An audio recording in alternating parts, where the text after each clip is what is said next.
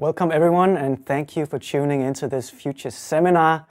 Today we mark the launch of our third edition of our quarterly print publication. It's called Farsight, and this one dives into the future of geopolitics with the major themes being breakup, fragmentation, and new alignments here on Earth, in space, and in cyberspace as well.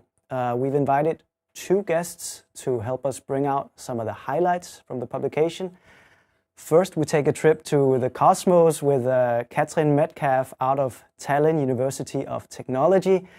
Katrin is joining us to discuss why it's becoming more and more difficult to keep the peace in outer space. It used to be sort of a zone of international collaboration, but it is becoming less and less so today.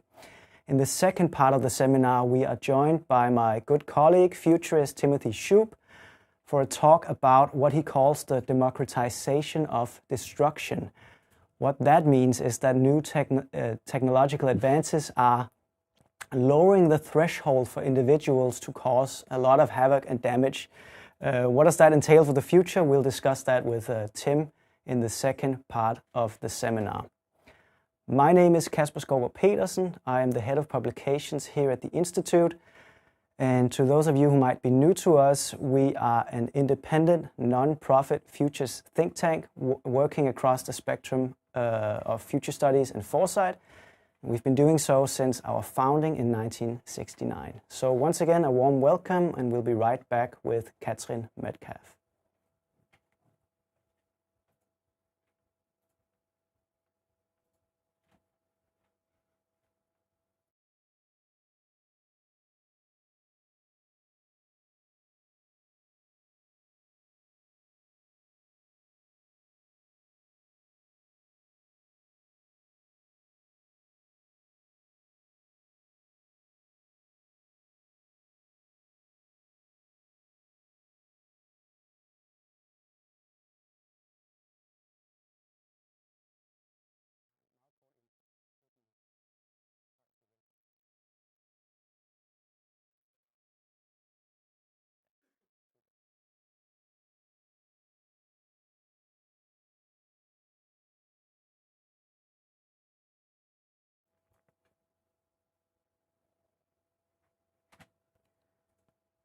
It used to be that there was a certain degree of optimism surrounding space, and that the great power politics here on Earth could, at least to an extent, be put aside in the name of keeping the peace in the cosmos, keeping space demilitarized and a so-called province of all mankind, as it was proclaimed in the 1960s.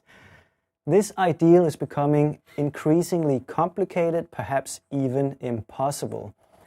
To help us understand why that is, we are joined by Katrin Metcalf, who is an adjunct professor of communications an adjunct professor of communications law at Tallinn University in Estonia. And hello, Katrin. Sorry for botching a title there, but thank you for joining the seminar. Oh, thank you for inviting me. So throughout your career, you have worked on issues relating to law and technology, including space law. And you followed the recent shift from cooperativeness to suspicion amongst spacefaring powers such as the US, China, and Russia.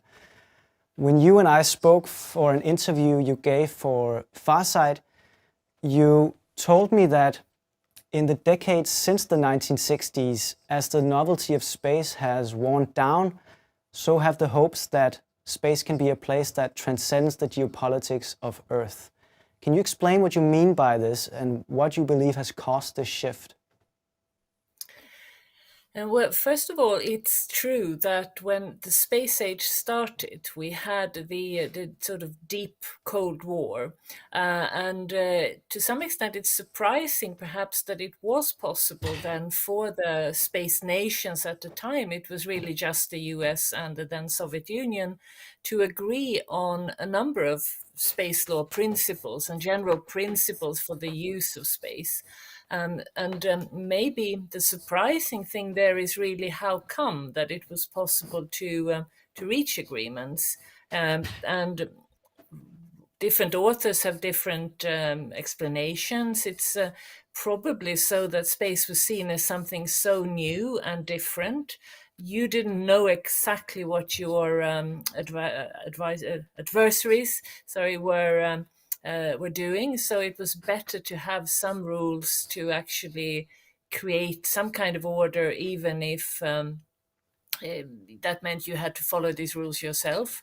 And this led to a number of space treaties. They're quite general in their language, including what you mentioned, this province of mankind. And I wouldn't say that it ever led to this perfect system of cooperation. For instance, the military side of space use was still sort of guarded by these different nations and so, but it still led to a kind of, let's say, minimum agreement of certain principles. Why has it changed?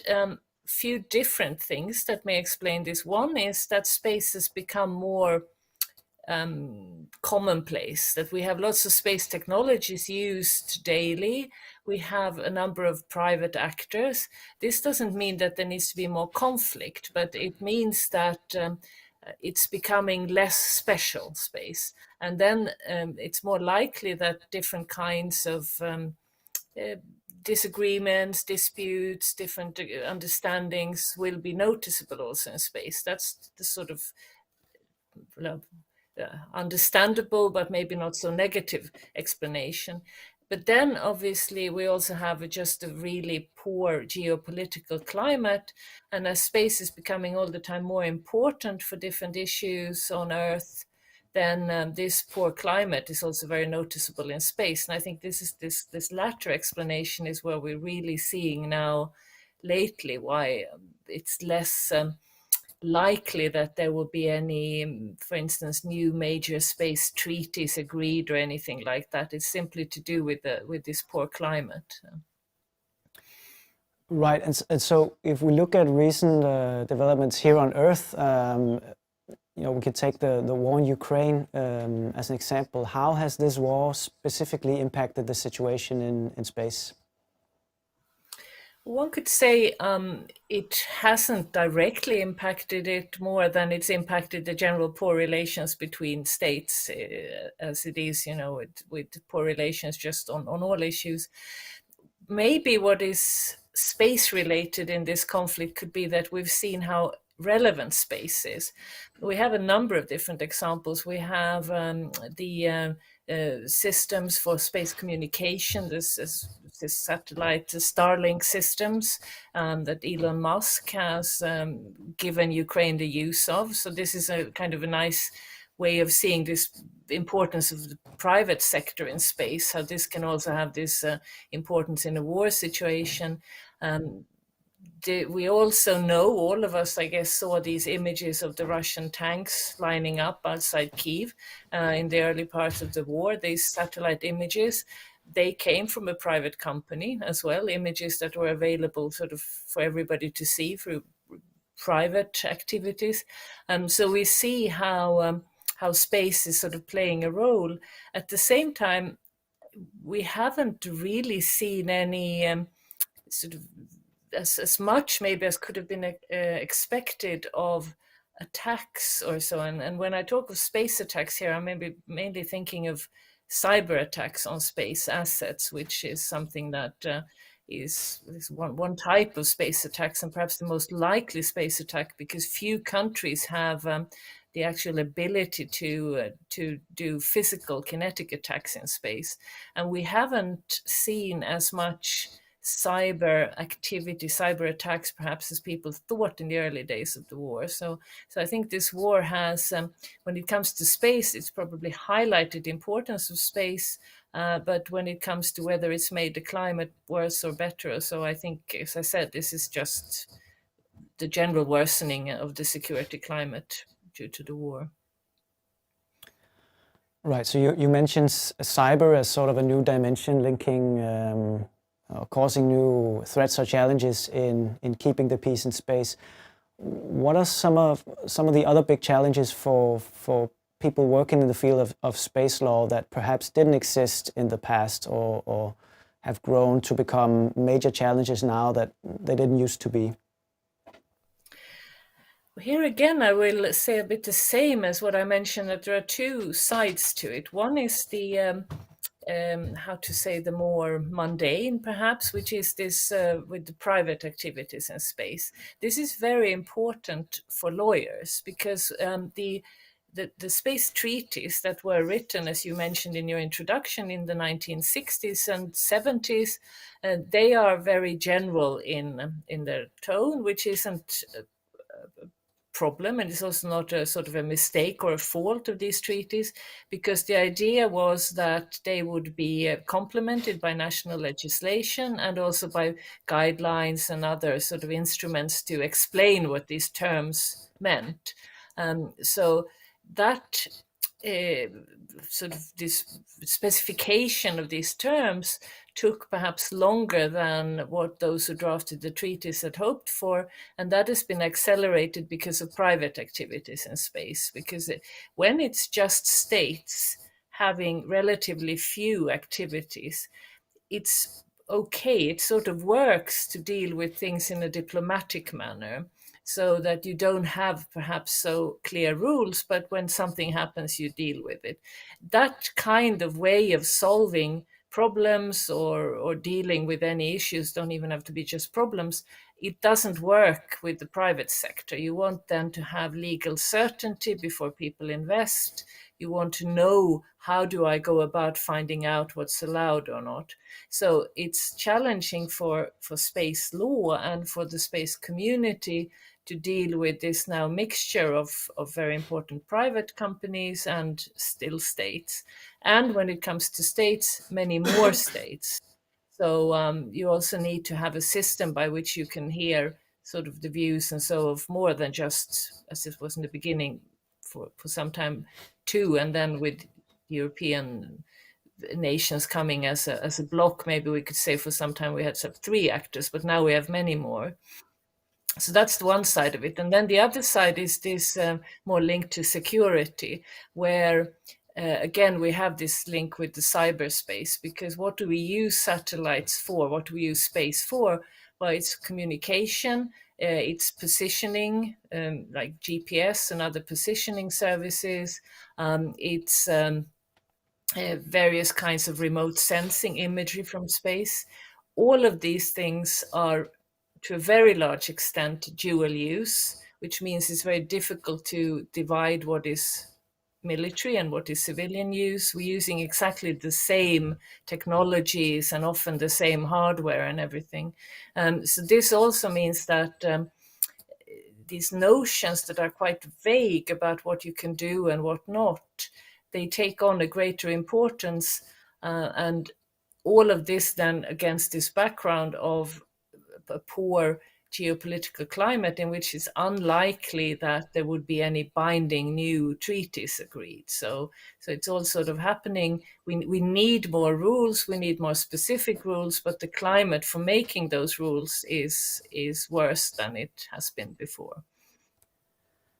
Right. So we've touched on these treaties a bit. I'd like it if we could take a step back and maybe get into the sort of the overall idea of having space law in general. I think it probably seems like an abstract concept to a lot of people. So how exactly does it work? How do you make and enforce laws for space? And what happens when a country or a company, for instance, decides to not care and to violate it? Yeah, very good questions. And I know that a lot of people who don't work with these issues are surprised that there is actually anything called space law, because it seems, like you say, it's sort of, how can we make laws for something which is so special and also doesn't belong to any state? So there are then these international agreements. One should say that this is for humans' activities in space. So humans have not tried to regulate what should happen by sort of space aliens or anything like that, the more exotic side of it. But for human activities, these rules were drafted in the framework of the United Nations, a special committee for peaceful uses of outer space. And as I already mentioned, the treaties are more principles, general rules, intended to then be specified, but at the same time, in the beginning of the space age, this was early days of space age when these rules were written, then there was not this kind of understanding as there is today of the need for very specific rules, because people still thought mainly of scientific activities. A core of the rules are that nobody can appropriate space. You can use it, but not appropriate it. And there are also certain rules about cooperation, providing information and so. So the idea was very much to preserve outer space as a global commons, sort of something for all nations to be able to enjoy the benefits from. And what those benefits were, it was, again, like I think more thought of the scientific benefits and so, which in that way facilitated actually making of rules. It tends to be as soon as sort of money and concrete things get into the picture, it's more difficult to agree on principles. What we have seen then over the years is that early on only the big space nations made more specific laws. A few other countries made short space laws to just basically say that what's the process for applying for a right to do something in space.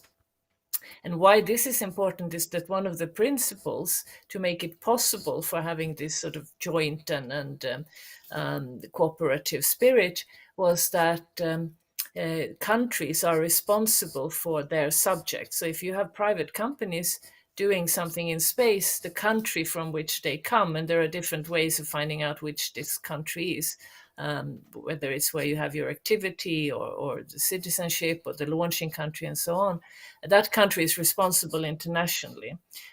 So what we now see with more activities and more private activities is that countries are now making space laws in order to be able to know, first of all, how do you get a permit to do something in space? If something goes wrong, what is the responsibility? Because the state would always be responsible internationally, but what's then the responsibility for that company, private company, insurance requirements, for instance. So these kind of things are what we see in more recent space laws. And we also see then this real uptick in making space laws. And these are national laws. These are sort of normal national laws about space activities. So they are made and implemented in the same way as any national law. The complicated bit is, of course, this international bit. So even if it is possible to say which actor was responsible for something, then the only way of really demanding this responsibility from the state is through diplomatic means. There's no special space court or anything like that. Then we're back to what international law always suffers from, that you have no international police and courts and so to enforce it. But the states who are actually the subjects of this law are also the ones who have to make sure it's followed. So there we are faced with those issues. Added to that, if we talk of the security aspects, very again similar to cyberspace, is questions of attribution. Do we actually know who is behind this particular attack? Can we say that this came from this particular place, this particular country, and so on? So this bit is very complicated, but when it comes to the sort of national law bit, it's a bit like what telecom services or other services where you have to apply for a license to be able to do something, and that can be more put into a kind of more regular law framework. Right. So so here on Earth, we can point to some areas on the globe where we see a higher risk of potential conflict breaking out due to how spheres of interest overlap there. We could mention places like the South China Sea, Taiwan, the Arctic, as a few examples. As space becomes more crowded, both by new national actors and also by all these private enterprises, And as similar zones of interest will overlap there, just as they do on Earth, do you see a greater potential for conflict, or do you see the opposite happening, that peaceful coexistence will become a necessity due to how mutually codependent everyone will become? I would say sort of yes and no. I would hope that we could see some positive aspects of this codependency, and without being sort of naive and thinking that countries will suddenly want to cooperate, because we see that countries aren't interested in cooperating even when they understand how important it would be. Here, space offers something which is perhaps a bit special, that it really is borderless when it comes to the effect of what goes on there. So if, for instance, a satellite would be destroyed, and we have examples of countries destroying their own satellites to test and to show that they can do it. The most famous such example is perhaps from China, but others have done it as well. Why the Chinese example got a lot of publicity was that they did it at an orbit where a lot of the debris, the bits of this destroyed satellite, stayed in orbit. Others have done such tests so that more of the debris burns up. So there's been less of a sort of remaining a negative effect of this. But what we see with such examples then is that when these bits, this space junk, stays in orbit, it can hit and destroy satellites or space assets of anybody else, including yourself. So if you destroy something in space, the effects of that may just as well hit your satellite as somebody else's. You can't direct it in the same way as on Earth. So we don't have areas of space where somebody can attack something and be sure that the negative effects will be felt by others.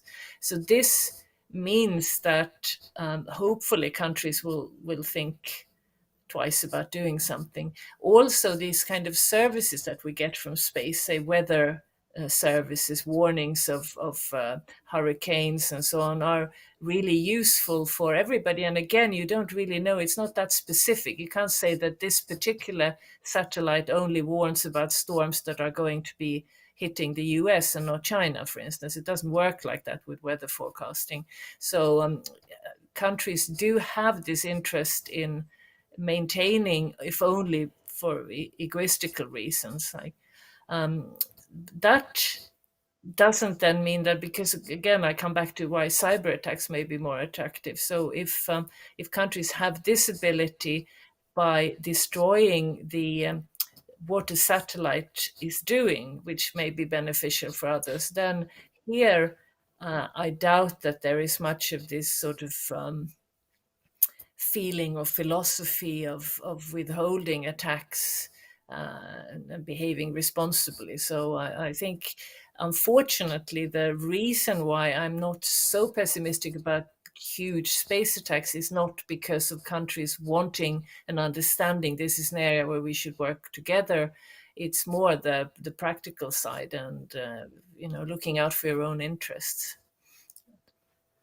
Let's hope for the best. And with that, I want to thank you, Katrin, for joining us and for sharing your insights with us. Thank you. Thank you. It's very interesting. Thank you very much. And to all you watching, please stay with us. We'll be right back with Timothy Shoup.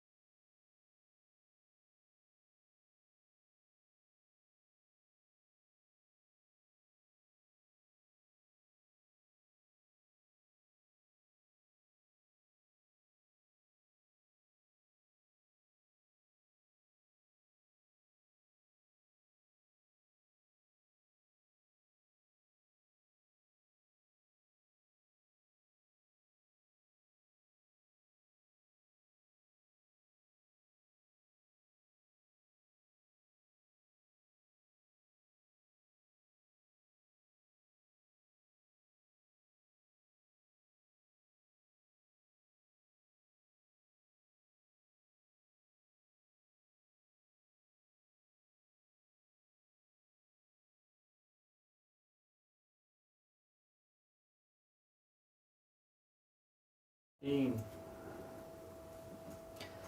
now welcoming Timothy Shoup to the studio. I should mention we're gonna do a Q&A here, and if any one of you out there have anything you'd like to ask Timothy, use the chat window in YouTube, and we'll pick up some of the questions towards the end of our Q&A. So Timothy, welcome to you. Thanks, Casper. Good to be here.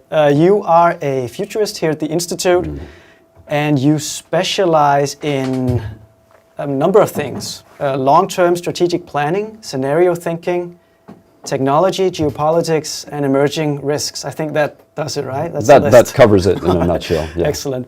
So the reason you're here is because of your contribution to Farsight, in which you write about what you call the democratization of destruction. What that means is that emerging technologies, you believe, can upset the balance of power between individuals or small groups of individuals and then states. How would you explain this concept to those of our viewers who may not be familiar with it? Sure. Well, democratization was a title that we have chosen deliberately and intentionally to be a bit provocative. These two words are not words you normally put together. Democratization is a word for which we have a lot of positive connotations. It implies individualization and individual liberty, and the ability to exercise that liberty across society, whether it is in politics and having a political voice in a political process, whether it is economically, and the ability to make choices about career and labor markets and earning an income and how you choose to spend that on products and services, and of course education as well, how you gain access to learning, knowledge, and training. But democratization is a word we associate with progress and moving forward. Destruction, on the other hand, is a bad word. It's a word that we associate with taking everything that we've worked hard to build over time and destroying it, tearing it down. But democratization of destruction puts these two things together in a way that brings more neutrality, right? A more neutral understanding to both of these terms. Destruction can actually be a good thing if it's understood in the context of disruption, paradigm shifts, what we call creative destruction, where you attempt to solve collective problems or market externalities by reinventing things, destroying the old and bringing in the new.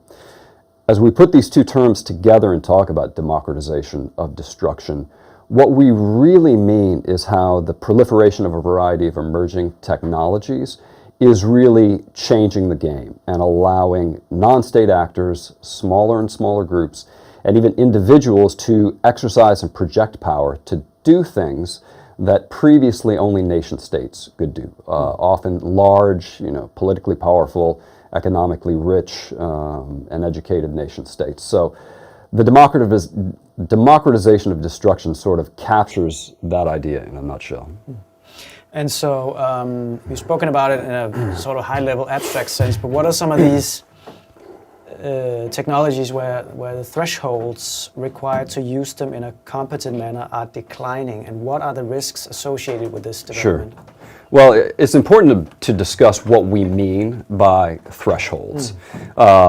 Previously, though, a lot of these emerging technologies had very high thresholds from which to sort of understand and utilize the technology. They had very high barriers to entry.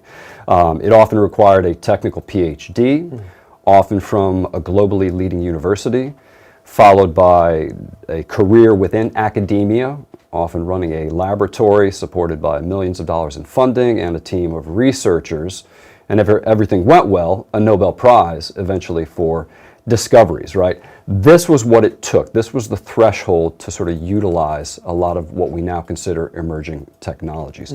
That is no longer the case. Thresholds are declining. across really three areas it's worth thinking about. I mean, the first is the intelligence threshold. What is the required cognitive ability to both understand these technologies and utilize them? Second is the information threshold, your ability to gain access to information and to understand how that works. And finally is the skill threshold. How do you take your know what and turn it into know how? Right. What tools can you utilize and how can you get access to those? And this is summarized in a humorous but rather depressing quote known as Moore's Law of Mad Science. Right. Most people are familiar with Moore's Law, which is the idea that every 18 months you can double the number of chips on a computer processor, right? And it results in an exponential trajectory.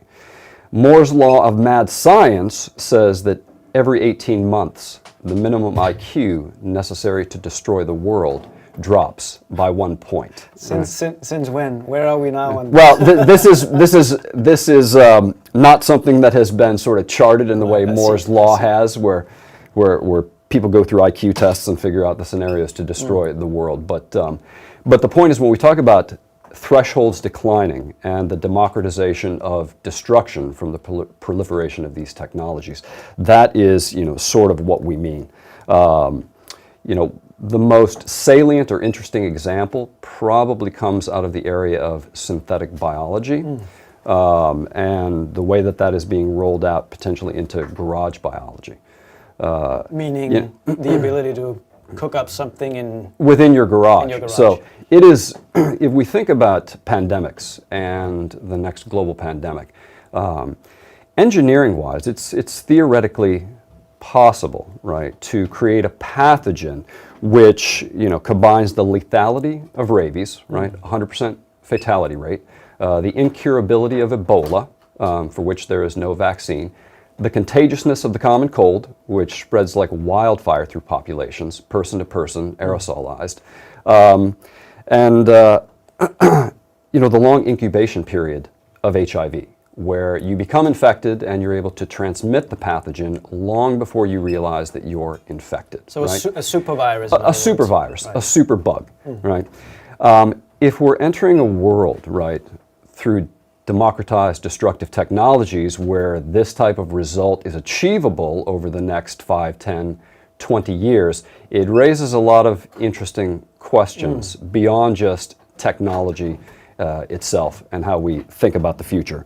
Garage biology, most people are familiar with a lot of the large tech giants in the world were started a couple decades ago in somebody's garage, right? Technology reached the point where a couple guys or a small team, including females, whoever, could work together in a garage, start a company, and have it go on to be a multi-billion-dollar company.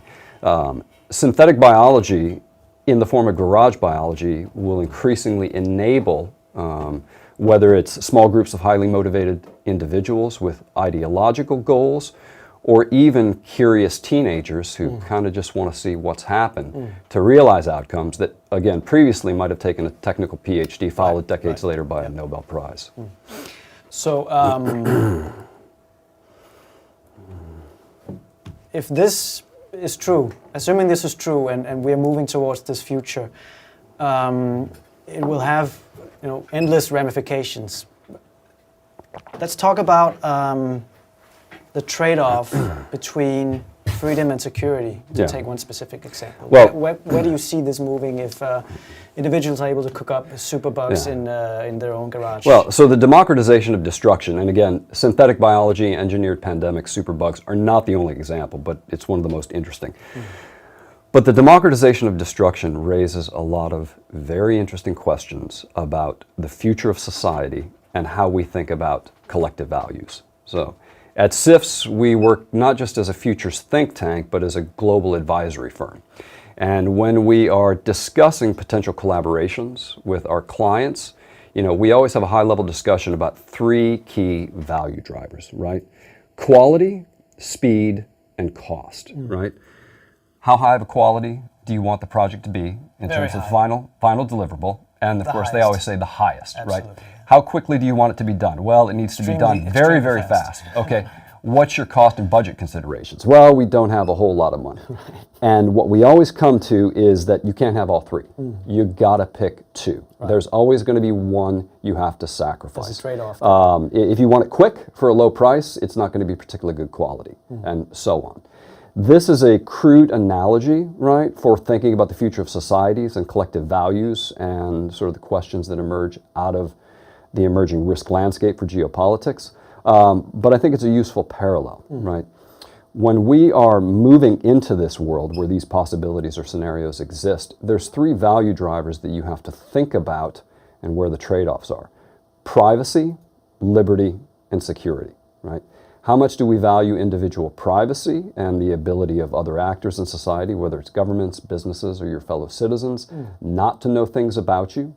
How do we think about liberty and freedom and exercising that freedom publicly without, fear of retribution or risk?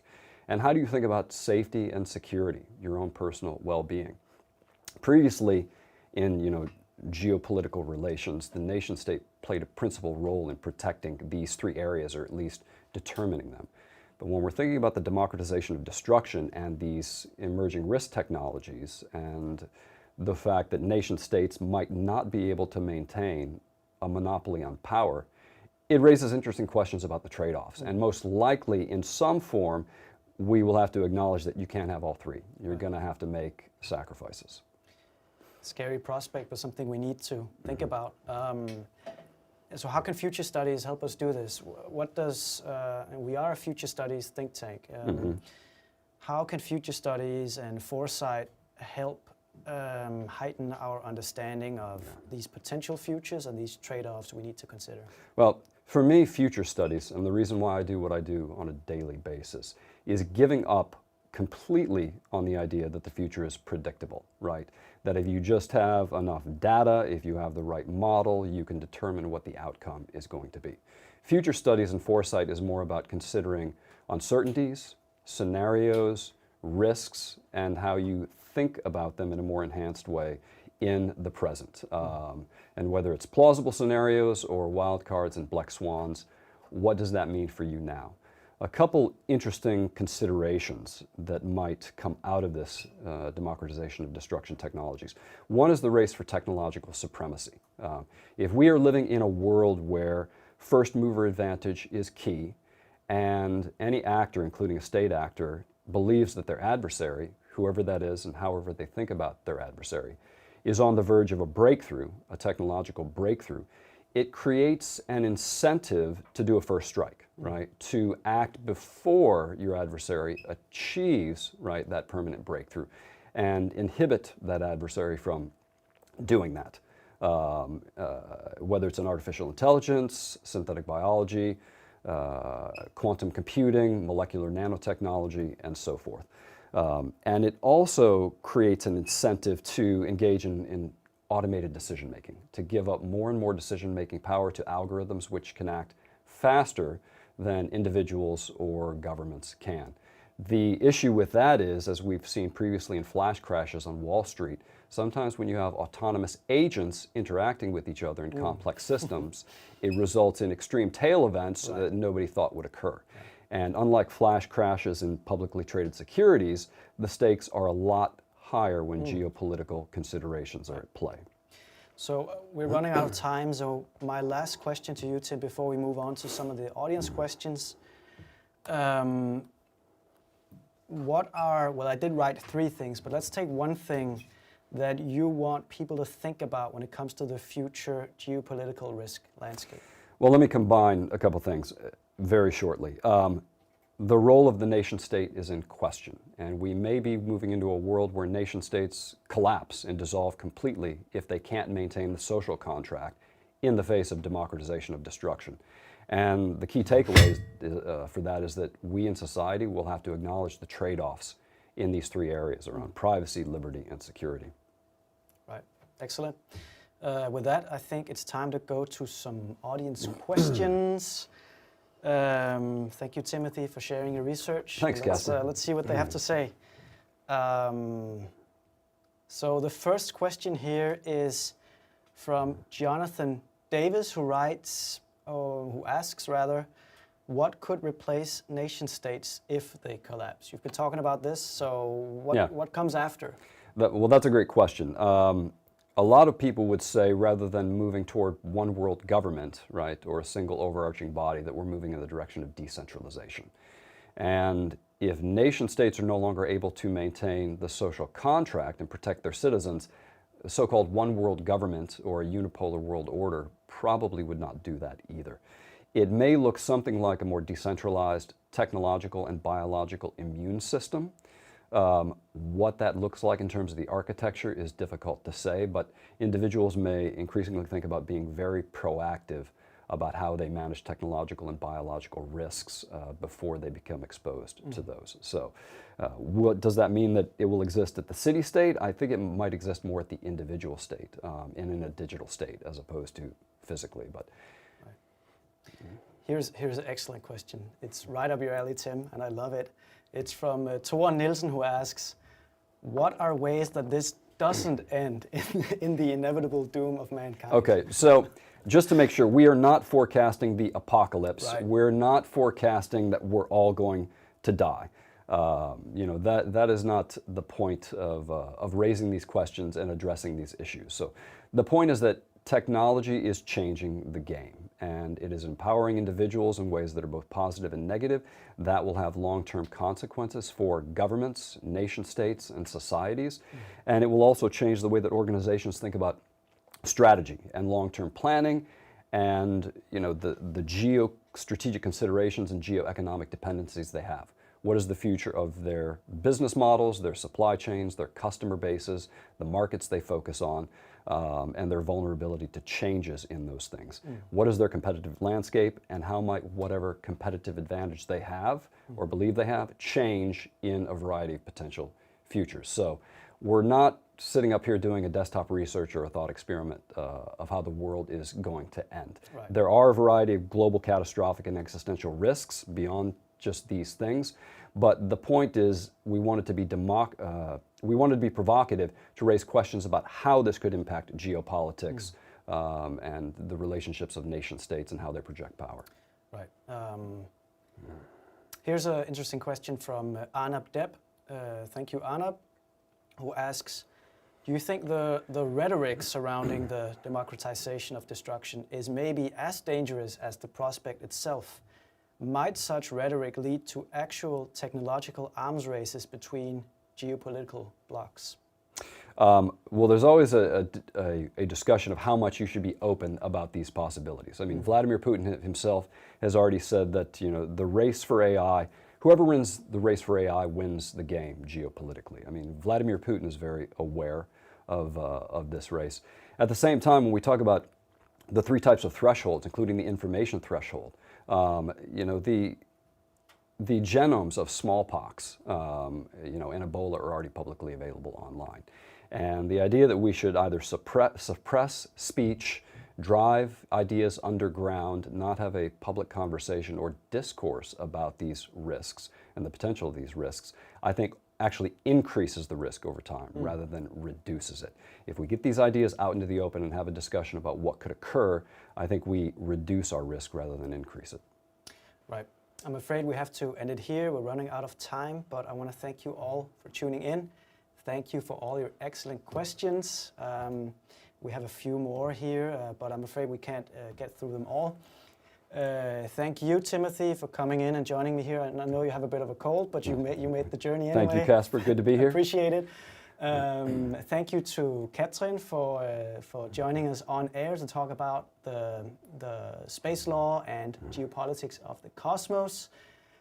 And thank you again for anyone who tuned in. If you thought the seminar was interesting, I hope you'll go check out the publication. It's called Farsight, and we're sharing a QR code link to it. We'll also be sharing a link to our membership, so you can sign up and make sure you never miss a copy of Farsight in the future. Finally, I want to take a chance to plug our upcoming future seminar hosted by my colleague Simon Østergaard. It will be a roundtable discussion with some world-leading strategic foresight practitioners, so that should be very interesting. It's coming up on November 21st. It's free, it's open just like this one. but you do need to sign up for it. So follow the QR code on the finishing slide to secure your spot on the seminar. Again, thank you all for tuning in, and I hope to see you next time.